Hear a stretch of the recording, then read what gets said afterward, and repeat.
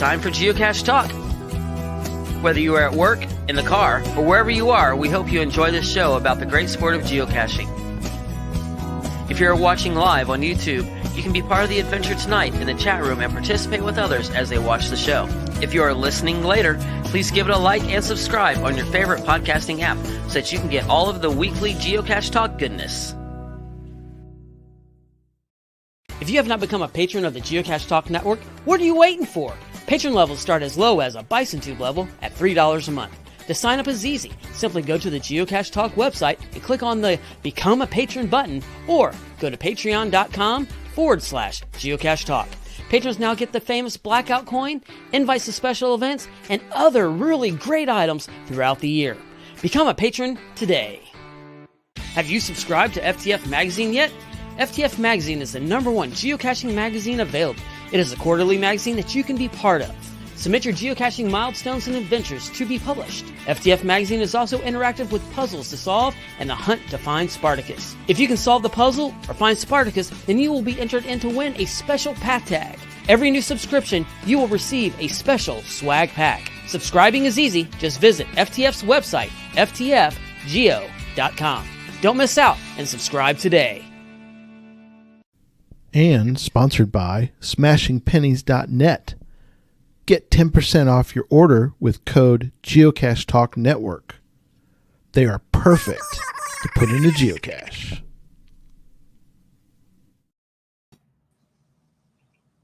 To Derek, Baker 6 Clan for the graphics, and our featured patrons, returning patron Padib, Retro Gaming Gal, RVN Pendragon, Rega, Pizza Boy 2600, not Pizza Ninja. Not Pizza Ninja, Pizza Boy 2600, and Gooey SD 6 Easy, returning patron Kitty Catch, Happy F33T3, Tien Duke, and our new patrons, returning patron Ravenclaw Tia. You see a little bit of a theme there. Baby Yoda Girl, B&J Bish, Nervous Energies, and returning patron Husker Medic.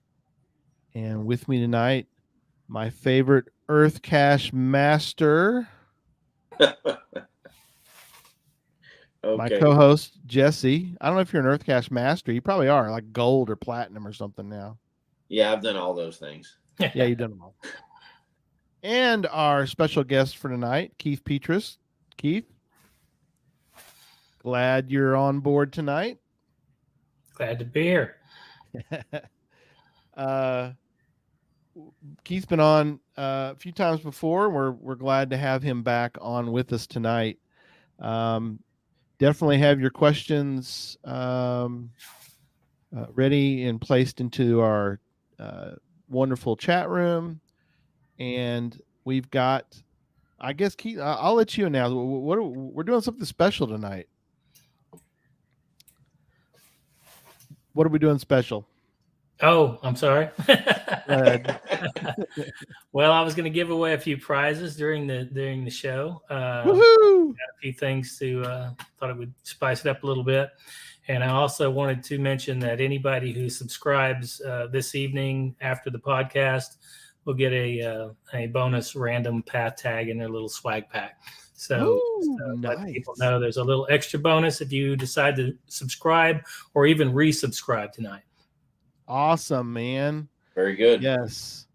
That is wonderful. We have been we've always been big fans of FTF Geocacher Magazine, and we're going to get into that tonight.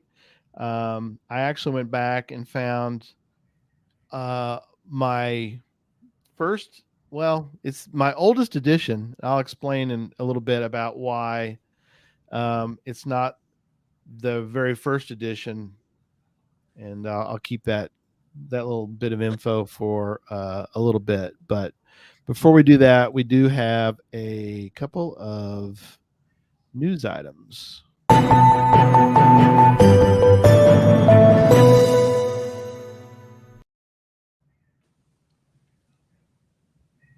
So, Jesse, we are 55 days from It's going to be here in no time.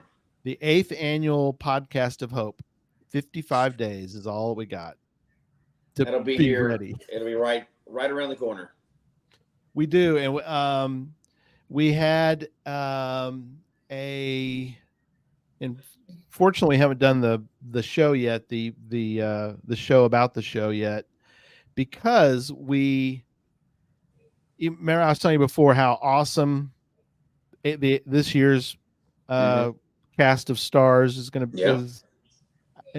I added another one that blew me away even more. So I don't know how that. There I don't you know go.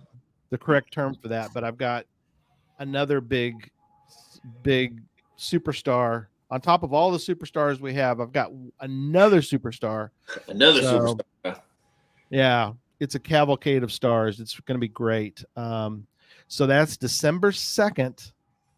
December 2nd at starting 4 p.m. Central, goes to midnight Central, which It's bleeds 1 o'clock my time. That's insane. bleeds next year. Jesse, we'll do 3 p.m. to midnight Eastern. How's that? How about we do like noon to like 8 o'clock in the evening? That sounds better to me. We may have to go to that. We're getting older. We may need to go to 2 p.m. to 10 p.m. or something. Even this Sunday show keeps me up late. What are you talking about? I got to be up early in the morning. I know. You just like to torture me, I think. Yeah. And then the other quick news item, then we got a lot to cover tonight, but which is the Earth Cache Day this weekend. Earth Cache weekend, I guess. Yeah, International Earth Cache Day, but weekend for souvenirs. Yeah. And I was able to find one about gas. How about that? I've done one about gas in Texas. Gas, yep. Right on the side of the highway. Oh wow, yeah. This one was over by Grapevine Mills Mall. We went to Meow Wolf, which was, I don't have time to talk about Meow Wolf other than it's to me it's worth it. It's a crazy, wild experience. It's a very surreal. different experience. My daughter liked it. I didn't necessarily like it, but my daughter thought it was cool. Yeah, yeah. It's not for everybody, but I mean, I think the part, Jesse, you would have liked is the fact, like I mentioned, that we found these Easter eggs within. Yeah, it's very geocaching adjacent. There's no doubt about it. It's similar to geocaching. Yeah, and at that point, I think you would have been like, "Oh, it's on now. I'm finding all of them." Yeah, when I went with some teenage girls, my daughter included, and it was more like a selfie museum than anything. So yeah, that was not my. It was like a selfie museum in neon, and that was not my jam. So yeah, but it's okay. And I will admit also that I did not get my Earth Cache souvenir this weekend, which is not super surprising because I don't find a lot of Earth Caches. So. Yeah, I know. You've hidden a lot of them. I've hidden a bunch. I don't find that many, but yeah. Keith, did you happen to find an Earth Cache? Did you? I did not. I just saw that this morning, and I wasn't sure when the cutoff was. I have not logged one. Good question. I think I think we're similar in our caching in the fact that it just happened that it was on our list and it was over by where we were going to be. So I'll be honest with you, I didn't hunt it down, but when there was then, it was like, oh, cool, we get a souvenir. So that's kind of the way I look at it. My caching style, casual. If it comes my way, I go for it. Absolutely. Just do like a lot of people do and have one in your back pocket and just claim it this weekend. That's yeah, there you go. There you go. Yeah. Or find it like 3 days from now and backdate it. Yeah. Right. Keep a good dozen of them on backlog, just waiting for the right moment. Or the other trick is log one that you haven't found, then delete your log, but you'll keep the souvenir anyway. Ah. Well, that's pretty sneaky. I know that's pretty sneaky. I've heard of people doing that too. So funny you should say that because I think that I don't know, they haven't cached long enough. I had somebody log the one that was gifted to me, the one that you gave me, the one up in and up till now they've all been legit. And then of course this weekend this person found it. I think they have, I'd have to go back and look, but they put EX. That's all they put. And so I sent them a nice note saying, Where's the rest of your Earthcache log? They never responded. So guess what I did, Jesse? Oh, you deleted it, didn't you? I deleted it. Yeah. Out the door you go. Yeah, I try to, if somebody gives it a legitimate shot, I'm happy with it. But yep, you got to give it a legitimate shot. As a matter of fact, I've helped them out a lot. Like, a lot. Try to get them to be able to claim it, but not if they're not going to make any contact, If they're not going to make an attempt. Yeah. Out the door or through the window. So, anyway, all right. You got fans out there, Keith, that are glad you're with us tonight. Awesome. So that's good. A lot of people in the chat room. Appreciate everyone there. And we appreciate all that. So, yeah. Going caching. Sorry. Switched over to the chat and it started making noises. Sorry. No, you're fine. Going caching just wrapped up. So, sound like they had a great time. Sorry, I missed it. Next year, I think what they announced was the. Oh yeah, there you go. Tom says hello to you, Keith. Hey, Tom. I think they're riding together in a car, so they're just under one. Yes. They're under D's account. So they have been under one account right now. Yeah. They've been together for a few weeks because they did GeoCoin Fest in Daytona. So they've been really spending some time. Nice long time away from work. Nice week plus of caching there. Yeah. Get away from work for a while. Maybe 1 year I'll be able to do something like that. Take a really 10 days. That'd be great. Oh, D says he's driving, so that's why. Yeah. So she's gonna have to relay messages. We want him focused. So you're saying now's the time to talk bad about him because he can't say anything back in the chat room.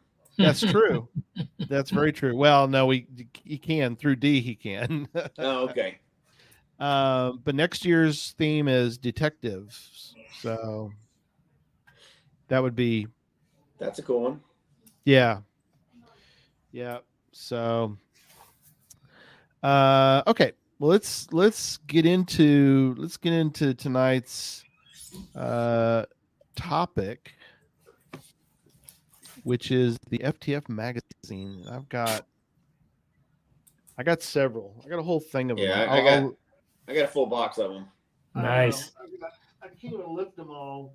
Keith, they're. Can you make them lighter because they're getting heavy? Because that's a funny thing. You should mention that because they are getting lighter because the cost of paper keeps going up. I'm literally dialing down the weight of the paper to try to save a few bucks. So that's interesting. Yeah. Yep. So they are getting good. Well, thank you because I've got slightly lighter. I can't lift them all. I just can't. There's a whole other stack just like that. So cool. I didn't know how many I had around the house until we packed up to move. Right, till you moved, and you're like, dang, I got a lot of FTF magazines. Yeah. Mm-hmm. It's like, oh, that's one of those things great. Too. You're like, you don't want to get rid of them because it's all. No, they're great. They're still a great resource. And I appreciate, Keith, that you put on the front. On the front of all of them, there's sort of a break, maybe not completely, but you've got topics along highlights. Highlights. So I can flip through this really quickly. It's like a Rolodex. I can go through it, and I can find like, oh, there's an article about, don't go out in the dark. Oh, we're going to do a show about night caching. There's a resource for me, or because that's a good point. Yeah, it's a very helpful. It's very helpful that you do that. So please keep this part. That's been with me from the beginning, so that's not from the beginning. I'm all for consistency in the cover. The magazine itself has changed dramatically over the years, but that cover is going to stay the same. Cool. Speaking of, can we do that? Can we go back to the beginning, the genesis? When did you conceive of the idea, and when did you do the very first FTF Magazine. And what was it called originally?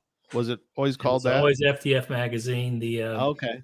I got the idea for the name of the magazine from one of the geocaching forums. Some guy suggested it, and I said, "Hey, that sounds like a good idea." And then after I kind of announced the magazine and started trying to promote it, I got a lot of blowback from people who didn't like who weren't FTF hounds and like, "Oh, well, we're never going to subscribe to a magazine that's all about being FTF because we don't expect that." So, right.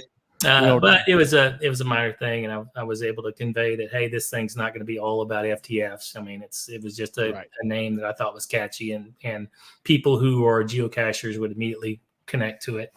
So to the concept. So and the reason I started the magazine was because I had just myself gotten interested in geocaching, and I'm a graphic designer, and I thought, well, there's got to be a magazine out there about this hobby that it's so popular, and there wasn't one. So I thought, well, that's interesting. I'll combine my personal hobby with what professionally, and create a magazine about geocaching, and that's how it all started.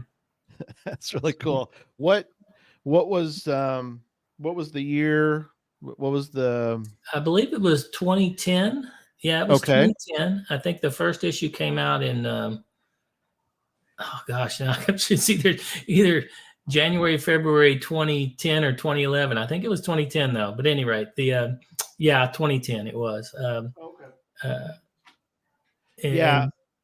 Some couple things got mentioned. Houston, Texas Dave said, I'll make this short. He says Gary needs a lending FTF Magazine library cache.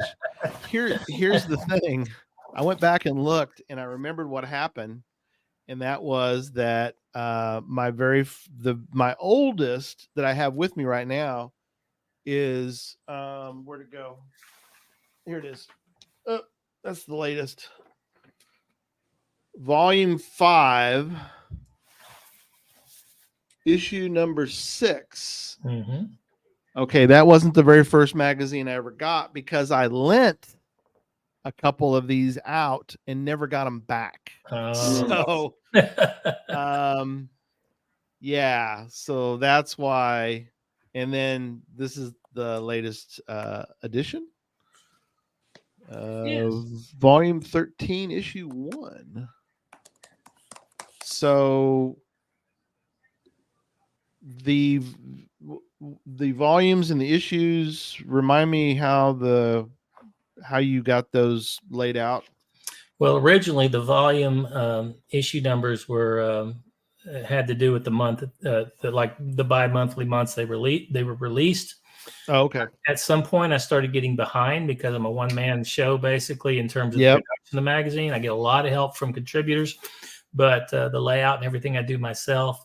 So sometimes I get behind, and eventually I got to where I couldn't keep up with the 6 issues a year. So I don't know if you're an astute reader, if you pay attention, you've noticed the last couple of years there's been more like 5 issues per year.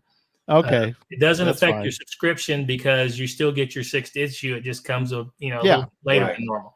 A little later, yeah. I'm trying to get back on track to where I'm doing that more on a more regular basis, but it never aligned properly. Right. So and now, while we're talking, and I promised some people I'd be giving away prizes while we were here. So I think this would be a good time to jump into that because one of the things about the issues and the way they were released, everybody knows who Spartacus was. Yep. Or is.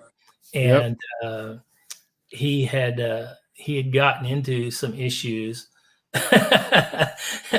and was talking about how he wanted to be in the magazine. So the very first question for the prize giveaway, this is going to be a Spartacus gold tag, is number 1 is what was the very first issue that Spartacus appeared in?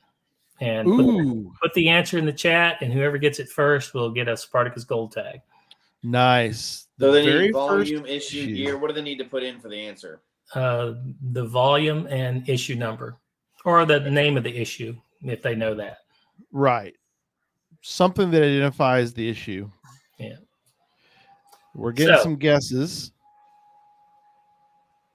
Issue 1.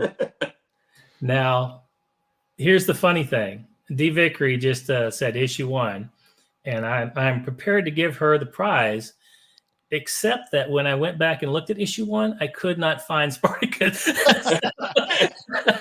That's me every month. I've been every thinking time. for What are you years. talking about? I've been thinking for years that Spartacus had been in every single issue. And now I'm not so sure. I actually emailed him earlier today and said, hey, man, were you in issue number 1? I mean, there was only one photo of a group, and I didn't see anybody that looked like him. And there was a guy with a beard. Maybe it was him, but I didn't think it looked like him. So I'm not sure exactly if he was in issue number 1 yet. So not everybody knows what you're talking about right now. So this may be a good time to explain. We got to assume that some people have never heard of FTF Geocacher Magazine. Right. Now, 99% of the people that show up in this show have known about it for years, Well, but we have a lot of new people. If they listen to the show, since we have a commercial at the beginning of every one of our shows about FTF Magazine, it tells people about Spartacus. Gary, but again, people. Let me ask you something, Gary. Am I assuming too much? You are tonight.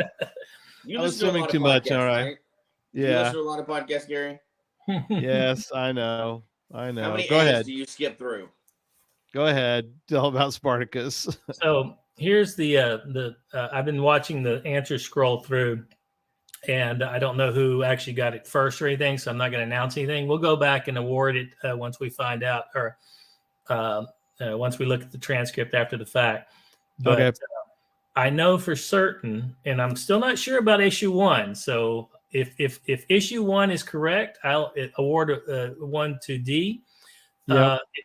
But I know for certain he was in issue number 2 because he was in a Cachers Up Close. He submitted a Cachers Up Close bio, so he's very prominently displayed in issue number 2. And there's a possibility he might still be in issue number 1, but I could not find him when I went back and looked. Okay, gotcha. Well, we might have to give it to the first person who said issue 2. I think that was Terraviators. They were the first ones, I think. I think so. That was the first time I saw it. I wasn't sure if anybody had said it before that because we were talking. But. I think that's the first. Well, yeah, that's the very first. So there we go. We can always go back and look. Yeah, we can check. I did want to mention real quick before we move on to further topics. We had a person who said, Katie, she said, used to subscribe. I should subscribe again. And Katie, if you do subscribe again during the show or after the show, then you're going to get an extra path tag if you subscribe tonight. So there you go. Extra swag in your packet if you resubscribe tonight. So there you go. Awesome. Thank you, Katie. Yeah, that'd be perfect. And while we're on the topic of subscribers, let me jump into something I wanted to do real quickly at the beginning of the or early on in the podcast. Yeah.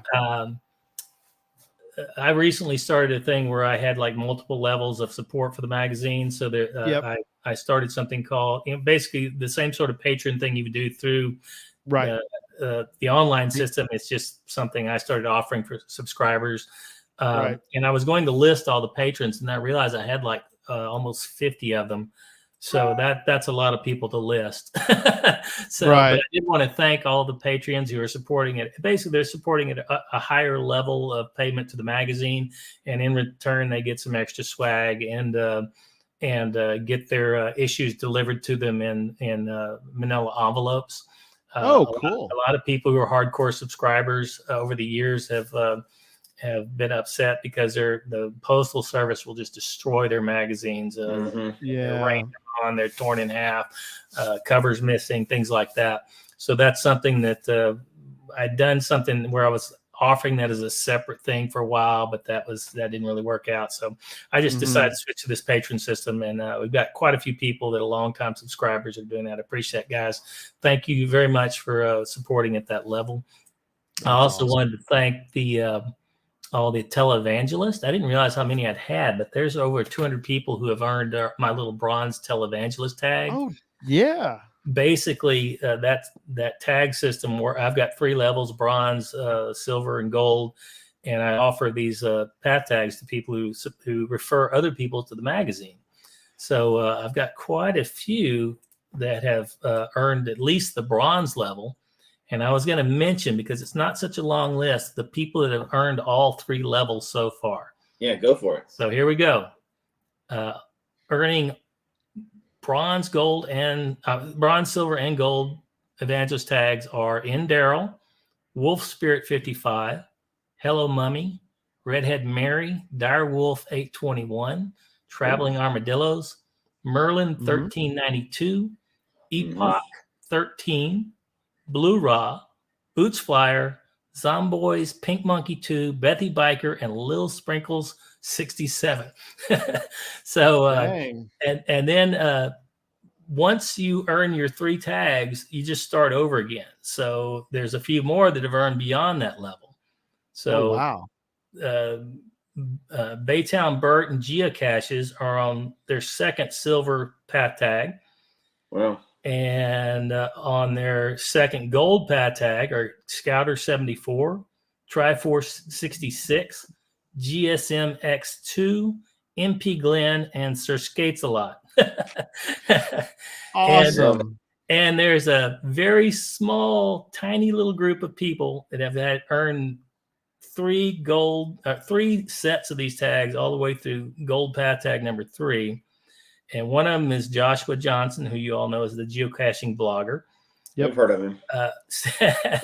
Stephen Wilcox of Stephen Nancy, and G Slink and Slinky Mama. I don't know who those people are, but they're on level 3 of gold also. Yep. So, and Gary, if you're wondering why you haven't received your 3rd gold tag, it's because you just now earned it. Woo! There you go.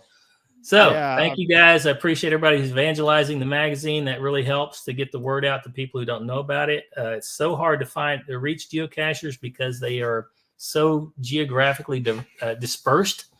It's hard to get the word out to people who've just started, that don't necessarily have a ring of geocaching friends, or don't. It's just hard to get to this particular group and get in front of them. So I appreciate what you guys are doing. That's cool.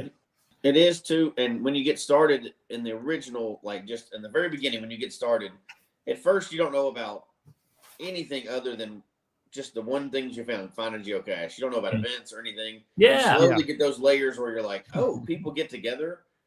Oh, there's movies about this. Oh, there's a magazine. Oh, wait, there's podcasts. But you can go a long time depending on where you cache and never have heard of any of those things. Oh yeah, absolutely. Yeah. I found I pulled it off the wall. Literally, I got to put my thing back in, but I do have some of them. They're displayed in different ones, but this is my first display. As you can see, there's the bronze, the silver, and the gold right there. Yeah, silver, gold. There you go. Yeah, the others are in other. I've got other path tag holders back here, if you can see. So as time goes on, I fill up another one. And I'm working on whatever my next one is over here. I need to, but they're so cool looking. I tell you, I think the very first path tags I ever got were the ones I got from you, Keith, through the magazine, which was the crypto the creatures, yeah. The creatures are awesome. I remember that. So here, I'll grab one so people can see what I'm Gary, talking what was about. that old issue that you said you had? What year was that? 2014. Oh, okay, never mind. You beat me. I was remembering one of the first ones I got. It was a special issue. I just remembered this. It's from Geo Woodstock 14er. Oh yeah.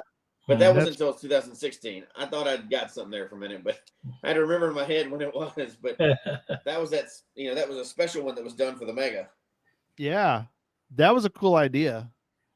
I liked it. Yeah. Yeah, we were doing for a while. They're doing a lot of the large mega events, doing little mini issues that were half size, basically half a letter size page, and yeah, those were pretty popular. I kind of fell out of doing them after the pandemic, I guess. So we haven't done one of those in quite a while. That was neat though, because they're something not everybody has. Yeah. Can you still purchase these, Keith, off the FTF Geo website? A few of them I have. The one you're holding there is the Geonemesis series, and those are definitely available still. Okay.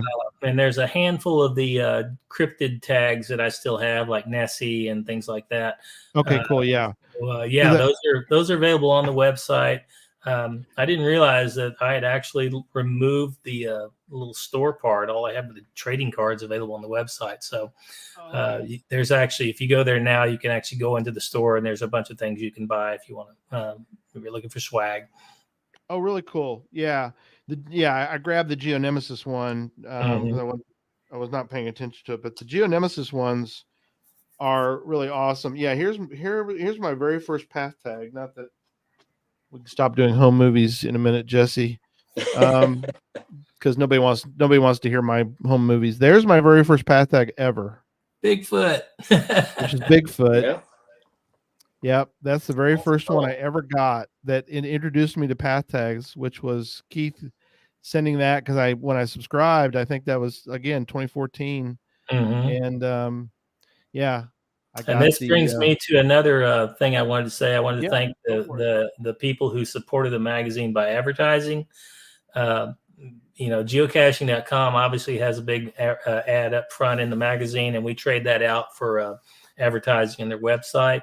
Yeah. But pathtags.com, these guys, Mike Wunderlich over at pathtags.com, he basically offered up very early on in the magazine to basically give away a free path tag. I mean, I don't pay for these path tags. That Bigfoot tag you got, I got for free, and I passed it on to the subscribers.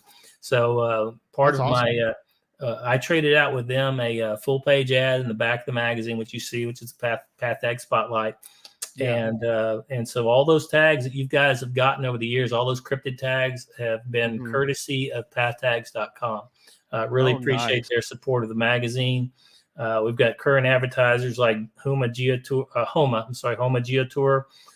Berkeley County, West Virginia, Practical Geocaching, Where Is It Now podcast, and of course you guys, the Geocache Talk Network. So definitely appreciate all that help in getting the word out. Absolutely. We love it. Advertisers are helping me keep this magazine up and running. It's icing on the cake. That's awesome. Yeah. We appreciate the teamwork we've put together with you and over the years. So I'm sorry to interrupt, but I'm thinking, man, go for it. No, you're good. Before we get another prize giveaway, so let's do it. Want to disappoint anybody. Giveaway number 2. This will be an easy one because it's I picked not the current issue, but the one prior because I'm not sure everybody's gotten the current issue yet. Okay. But your prize giveaway question number 2, and let's do this for the DNF tag, the little one with the sad happy face. Oh, I like that one. I love that tag too. I was really happy the way it turned out. So in volume 12, number 6, who wrote the story about geocaching safely? Geocaching safely. Okay.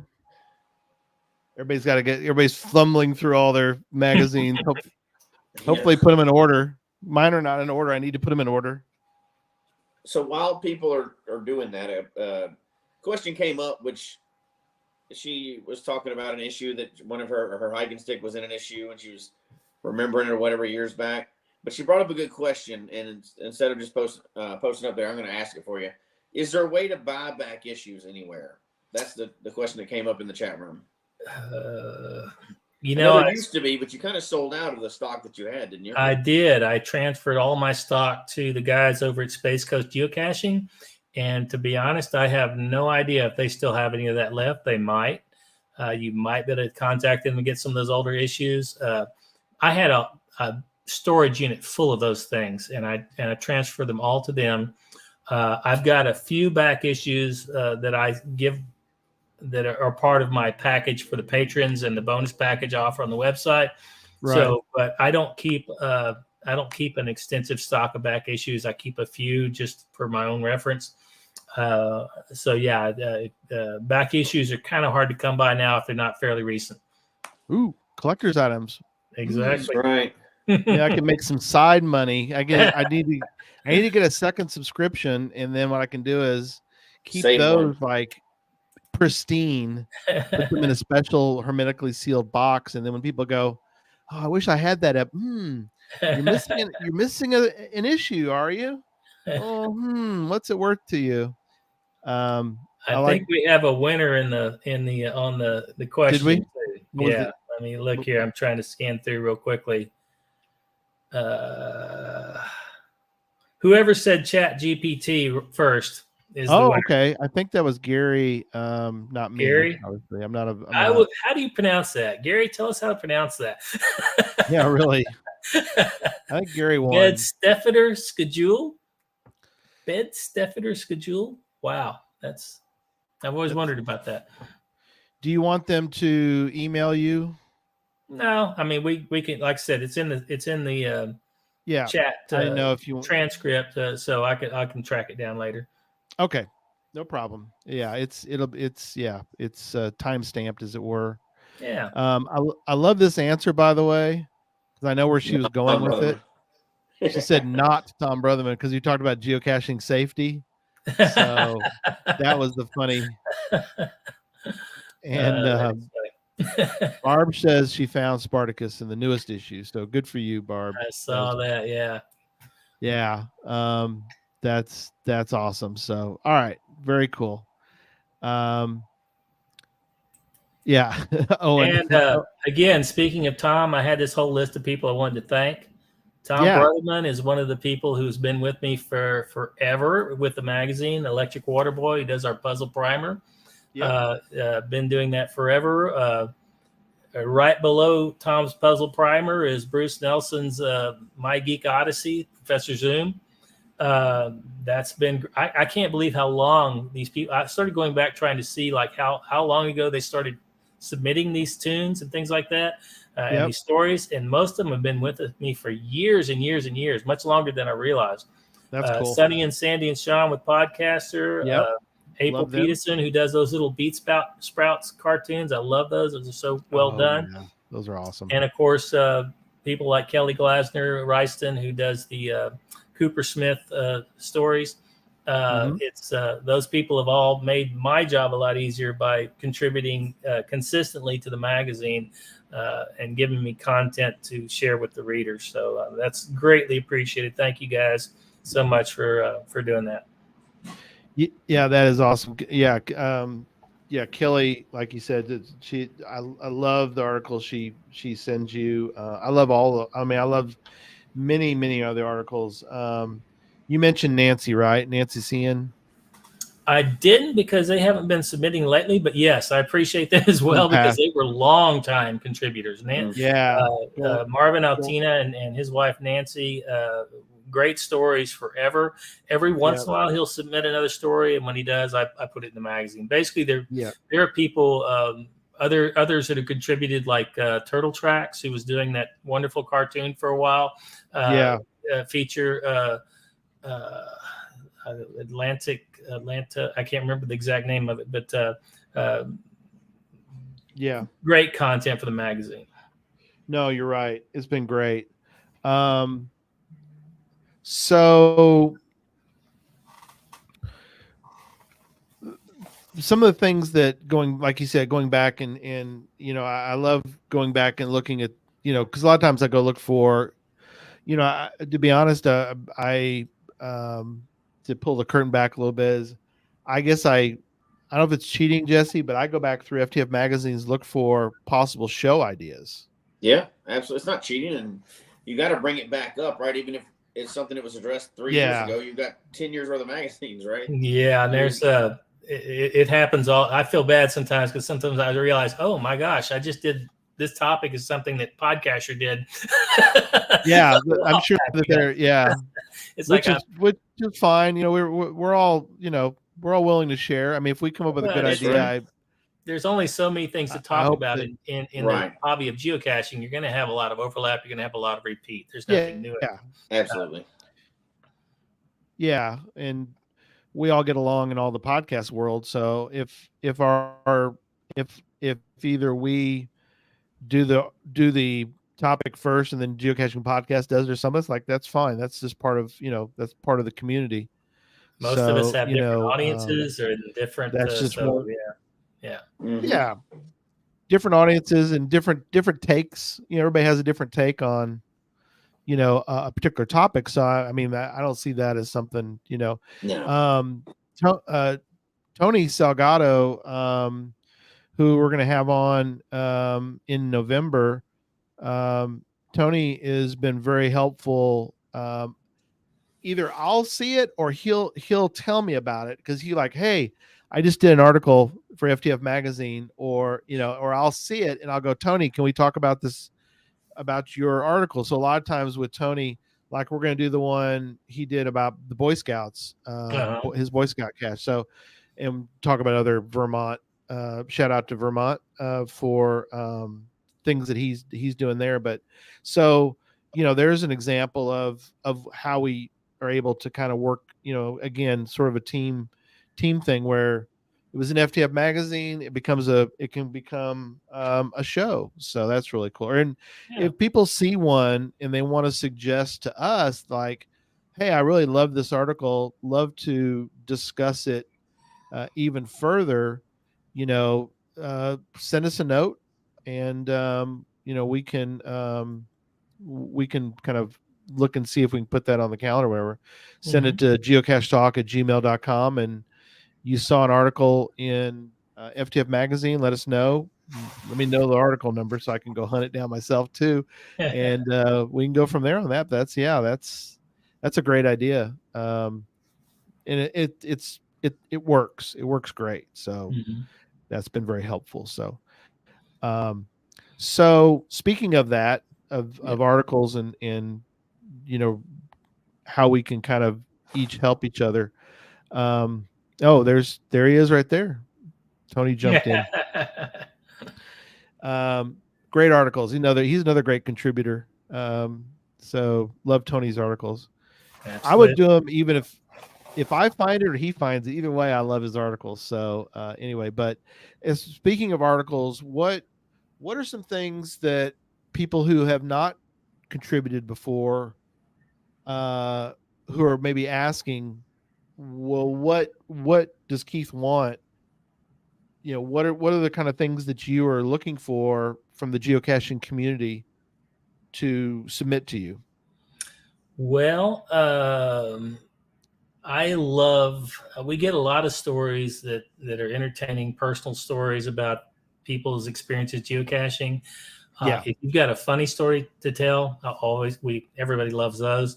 And I've said this many times before, the things I wish I had more of were things like how-to articles, how to build a cache, how to camouflage a cache, hints and tips, things like that. Just little, it doesn't have to be a major project or essay, just little ideas. I remember one time very early on publishing a little snippet about a guy saying he carried a toothbrush with him because it was great for cleaning the edges of ammo cans so that they would seal properly. Cool. That's great. That kind of stuff, because it's practical stuff that geocachers, could make use of. And of course, always any kind of funny encounter you have. I love the discovered with geocaching things that people send in. Yes. Those are usually a lot of fun.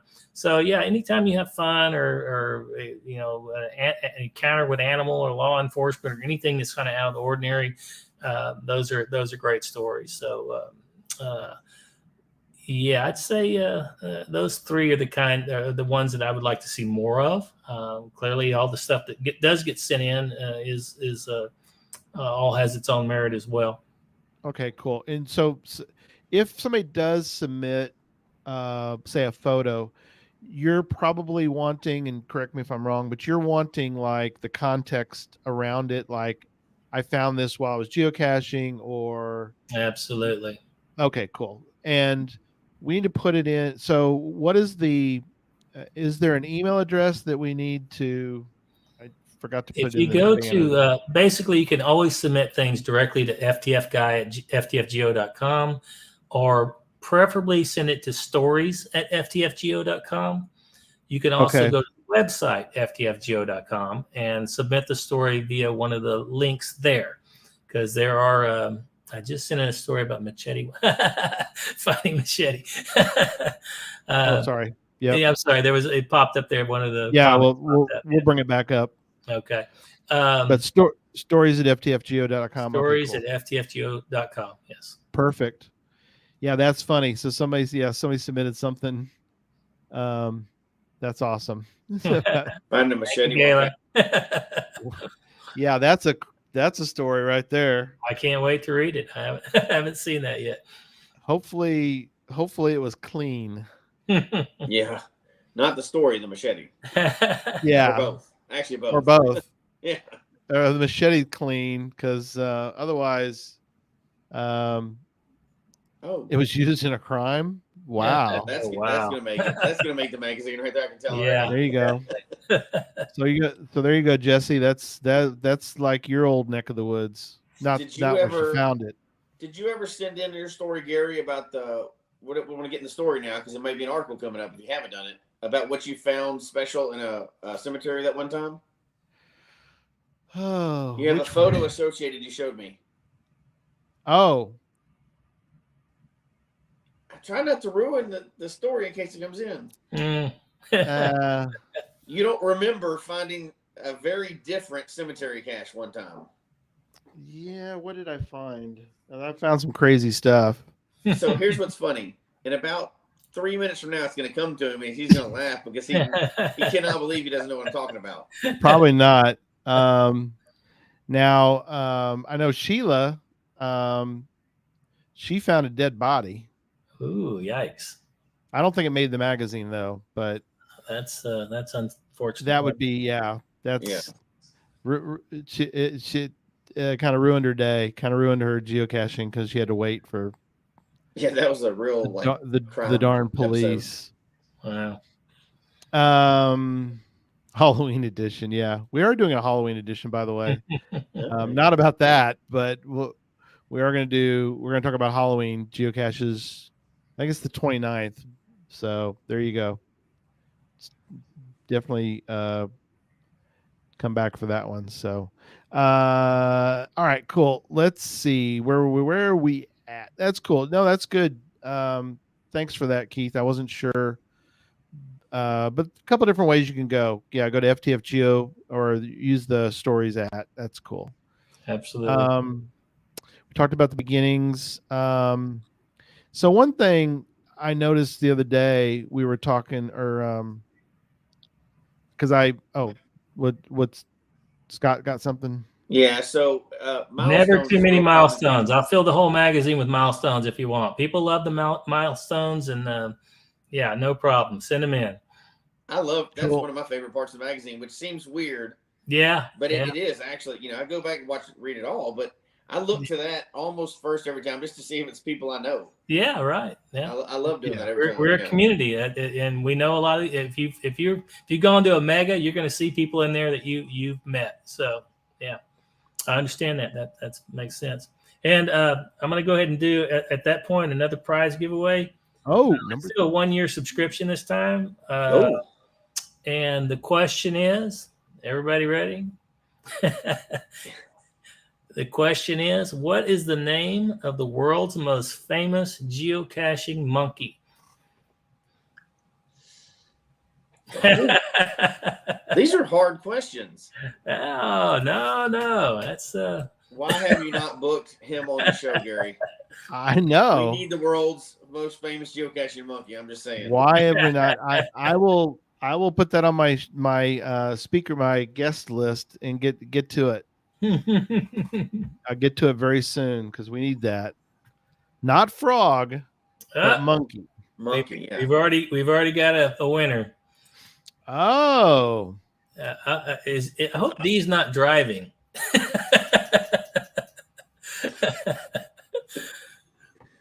no, D's not driving. Tom's driving. Okay, good. Cecil, that's My Geek Odyssey. That's the name of the little monkey who's always in that cartoon strip below Tom Brotherman's stories. Yep. I was gonna. Yeah. Here's honorable mention for that question. Land monkey. Land monkey. Land monkey's a good. Yeah, that's a good runner-up right there. That's a really good honorable mention right Not what there. you were looking for, but yes, that's a very good one.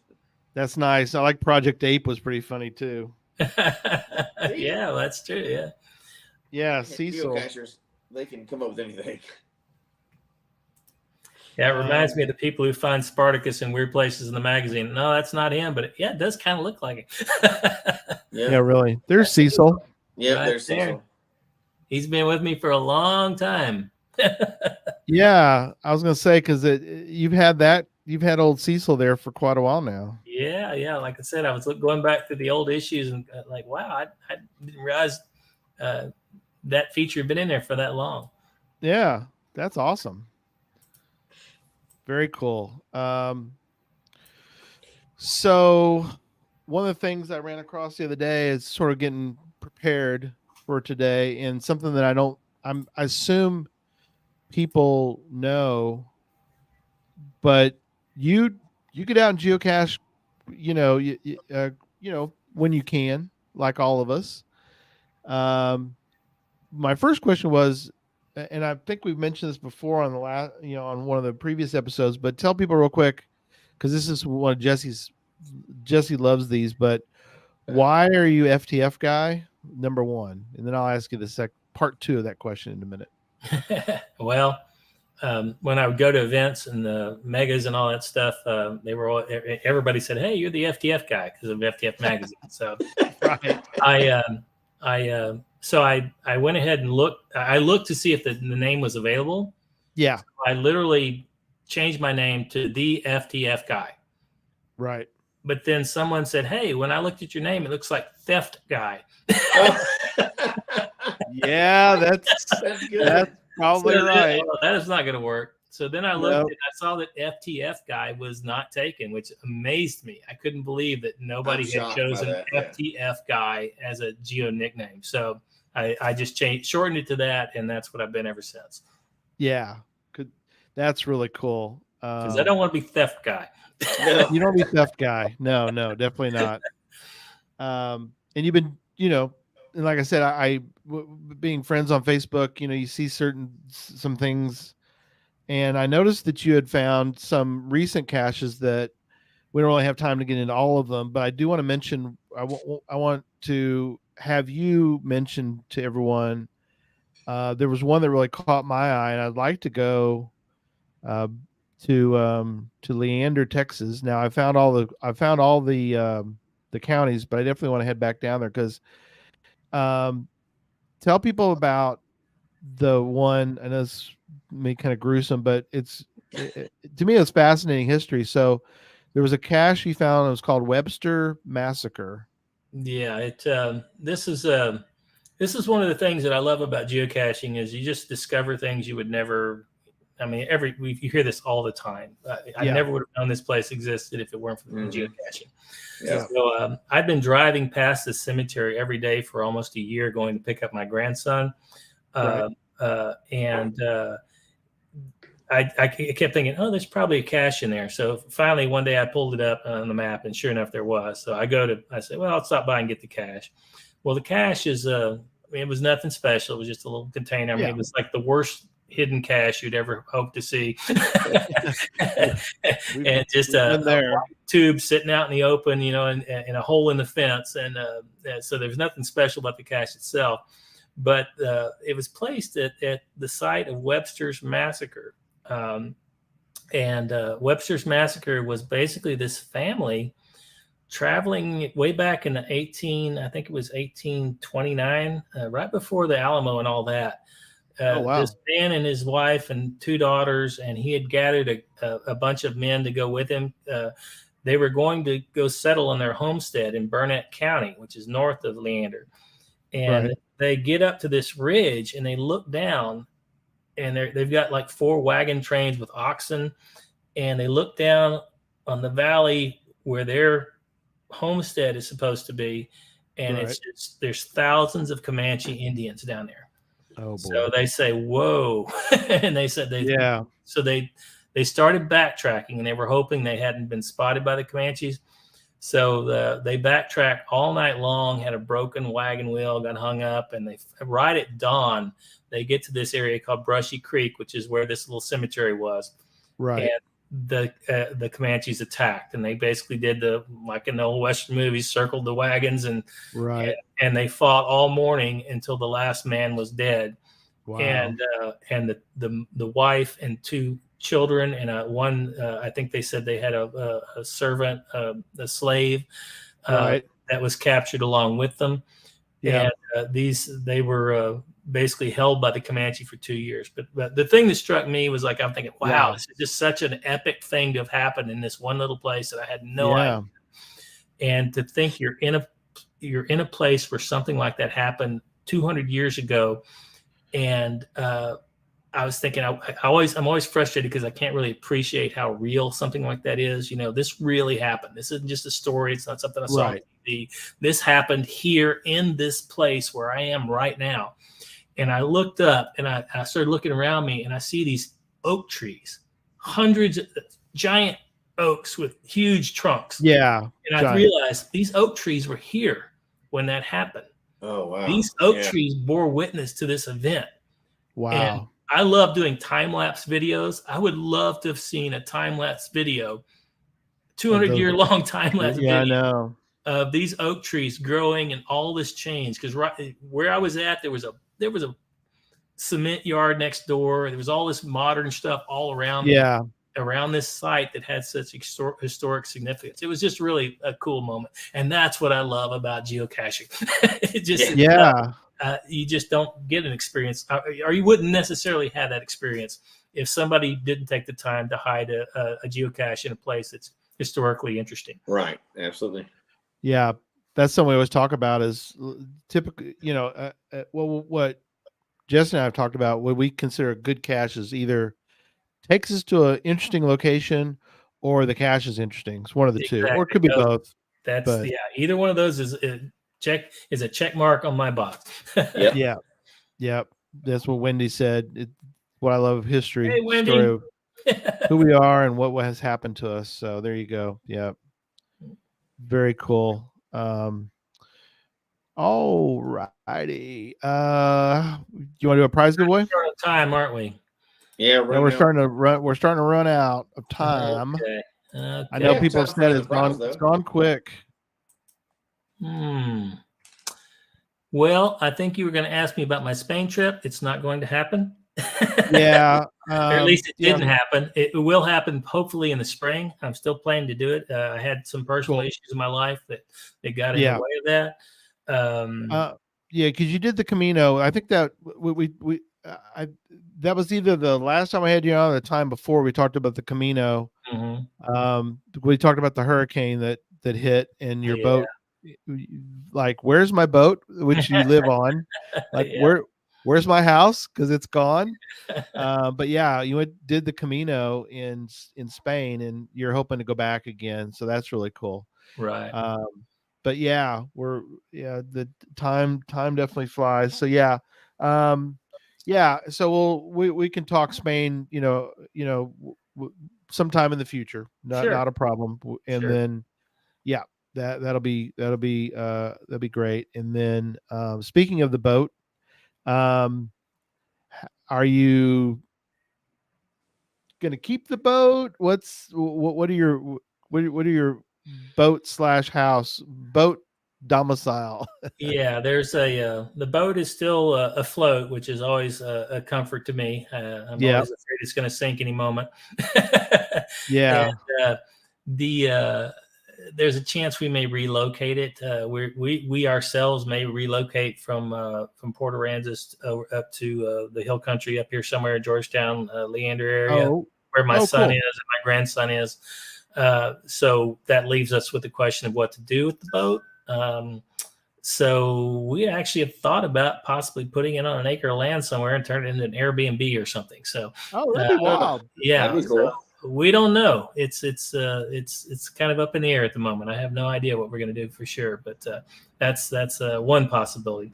And I want to Very mention cool. a couple of other things. Yeah, definitely. Go Before for we it. go, because I wanted to get a few things in about the magazine. Yeah, One is absolutely. that if you have an event, if you're planning an event sometime, let me know. I'll send you a free door prize, usually a year subscription or something you can give away at the event. So Yes. if you're planning an event and, meet and greet at some point in the future, contact me, ftfguy@ftfgeo.com, and I'll send you a door prize to give away. There's a possibility that I may be attending the Texas Roundup next weekend here in Texas, in Austin, Texas. So I'm hoping to see some of the folks in the chat room there this next weekend. That'll be fun, something I'm looking forward to. I want to mention that the topic of the next issue is going to be geogarb, or what do you wear geocaching, either for safety or for stealth, or to show that you're a geocacher. Yeah, showing off your My Bucky shirt. Your Bucky shirt.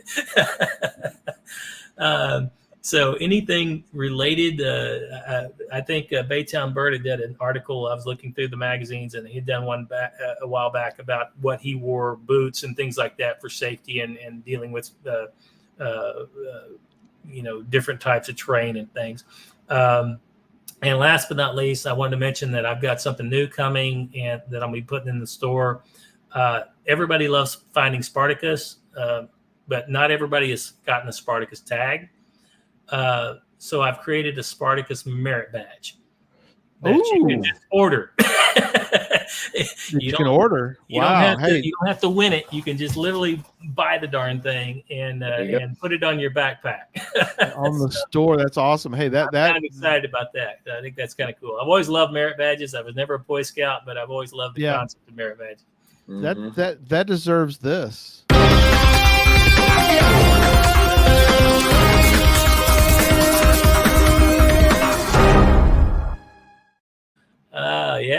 That's breaking news.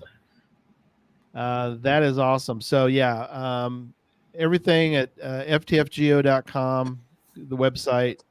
Definitely go there. You can buy things. You can subscribe.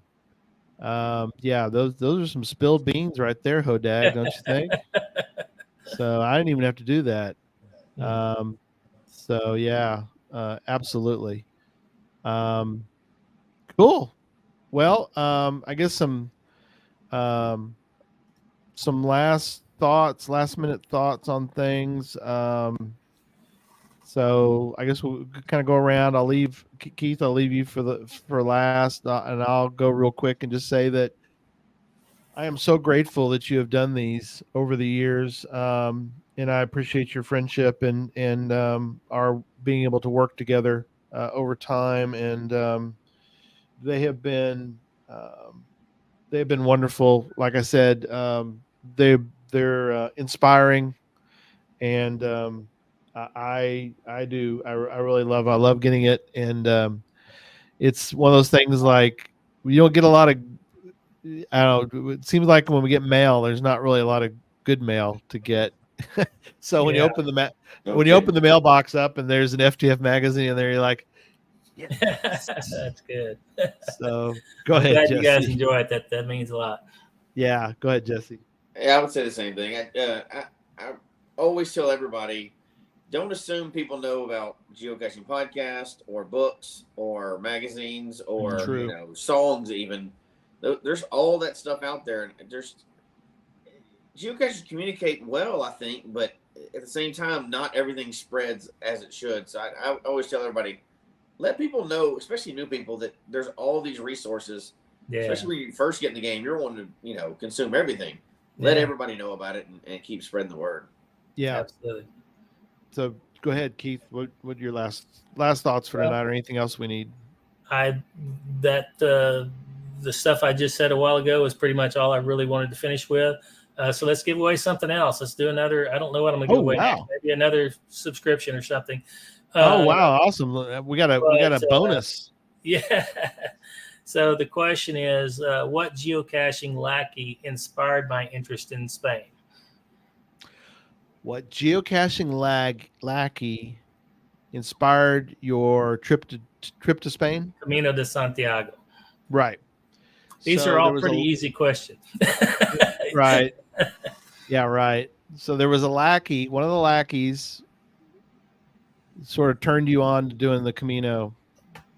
So cool. Well, That's put your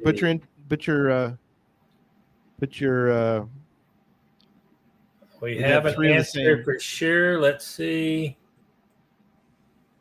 Yep, burnt turtles. Got it right off the bat. Okay, cool. Yep. Annie We Love. had three of the Annie Love hiked the Camino de Santiago and wrote a story for the magazine. And it was so compelling and interesting that I immediately decided I was going to do the same thing. It's great. which I know was an amazing trip for you. Oh, it was, yes. We got to live vicariously through that when you were on the show talking about it, because it's like unbelievable going through the Pyrenees and getting lost in the Pyrenees. Briefly. Yeah, which Yeah. is incredible. And then finding your way, back and the people that you met. And it's just go back and listen, folks, to that of our episodes, and find the one with Keith doing the Camino. That was really cool. So cool. Well, thanks for the giveaways, Keith. We appreciate it. Thanks for being a fan and sharing Geocache Talk with others. Thank you for giving us a little bit of ad space. That really means a lot to us. And I appreciate you guys responding in turn with promoting the magazine. That's fantastic. Very cool. And then that'll do it. So I think we will see everybody next Sunday. Looking forward to that one. Jesse's going to be really kind of in his wheelhouse, but it's also in Charles's wheelhouse. We're going to talk about hiding things in the mountains and in the desert and how you go about doing that. So not as easy as it sounds, right, Jesse? There's a little bit of it's there's some complications for sure. there are, but we want people to do it the right way. So we're gonna have a educational Sunday next Sunday. So anyway, thanks. I hope everybody has a good week, and we'll see you guys next time. Thank you, guys. Appreciate it.